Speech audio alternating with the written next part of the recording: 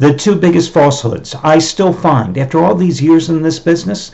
Number one, that those telephone touts from a bygone era, the dinosaurs from the 800 number industry, those guys that you still hear on the radio or sometimes still see on TV screaming at the top of their lungs to call me because I've got a game for you, the lock of all locks, absolutely free, absolutely free, absolutely free.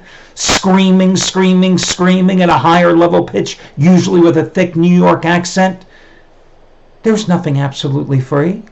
Oh, yeah, after you give them your credit card, after you pay them $300 to $5,000, and even then, nothing is absolutely free because there's always a string attached.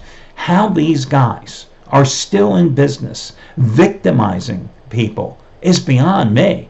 I mean, W.C. Fields once said, back in the 1920s, that there's a sucker born every minute?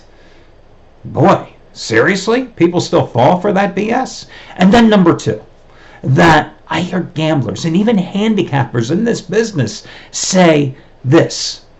What's the line trying to tell you? I don't know. Is the line calling you up at home and saying, hey, John, guess what? This game, I've got something to tell you. The line is simply an arbitrary number designed and set to get equal action for sports books, so they make the big. That's it. It's an arbitrary number. I mean, that's it. Now, if you're doing your job and you're handicapping the games as a gambler, what you should be getting from the line is sometimes you look at the game and you go, that's a bad number. That was the case for me yesterday. When I looked at the card, and I'm handicapping the entire card, and of course I'm doing it from beginning of the day all the way to the end, and I get to the end and I look at that BYU game against Gonzaga, and I'm looking at Gonzaga as a 20-point favorite at home, and I'm going, they're going to kick BYU's ass.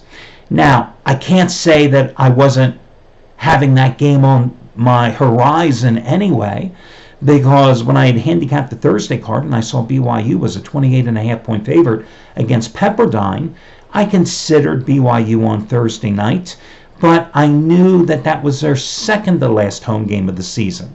And when I had handicapped that BYU Pepperdine game, and I saw that they were playing BYU on Saturday night, last night, for the home finale, I thought, that is the game to circle.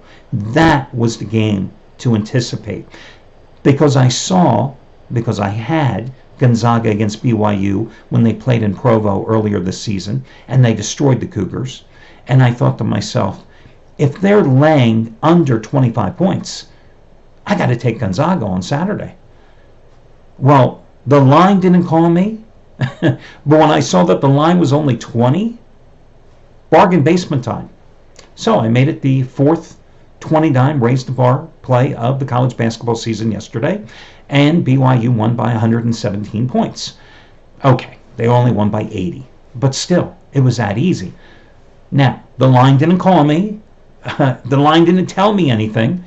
What I did was simply I looked at the number and I said, that's a bad number. It was a soft number, because if you had looked and BYU undefeated at home this season, and you had seen that BYU had won those home games by an average score, I believe it was 93-58 going in there, and they were only a 20-point choice against a BYU team that was coming off a home loss to San Francisco that snapped their 5-game winning streak and had been bludgeoned and suffered their biggest home loss since I think it was 1997 to Gonzaga in the first matchup. Listen, again, the line didn't call me on my cell phone and say, hey, Hal, guess what? This is a bad number. No, you have to do that homework yourself. So, again, it's just a joke sometimes. What did the line tell you? I don't know. Did you do your homework? So, listen, you know me. I believe in pressing the action. When you're on a roll, I do not believe in laying off. So I'm going to press today. I have the fifth 20-dime Raise the Bar release of the college basketball season. And if you've been with me long enough, you know in baseball, I did this almost every single day. When I got on a roll in the baseball season, I had 20-dime plays left and right. Normally I rate my plays 5, 10, and 15 dimes. I had a 20-gun play on Marquette over Providence on Wednesday night. Gonzaga last night. Another one. It goes early, though, today. It is on the game between Southern Methodist and Central Florida. It goes at noon Eastern time. Just like all those other 20-dime plays in baseball, just like Marquette, just like Gonzaga, you get it for half price off by using coupon code HALF, H-A-L-F. All your other discount codes and promo codes are over on the homepage. Let's get to your complimentary play. I just have one today.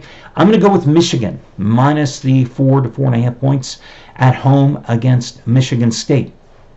Listen, I like Michigan even before Michigan State lost Nick Ward. I like Michigan even more without the Spartans having Nick Ward. If you're not aware, Nick Ward, their starting center, suffered a hairline fracture in one of his hands in last Sunday's game against Ohio State. You're taking a guy that averages 15.1 points, 6.7 rebounds, and hits at a 60.4% clip from the field because he does most of his work very close to the basket. And you're taking him out of the lineup.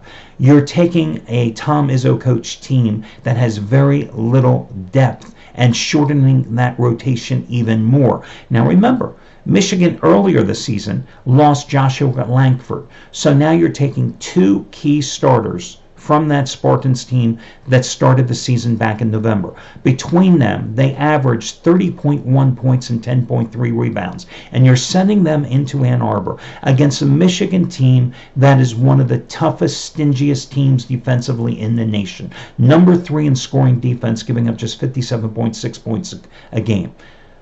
Do the Wolverines have warts? Yes. They have trouble scoring. This is not a dynamic offensive team.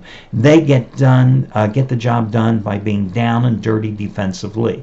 They will go long stretches where they can't buy a bucket.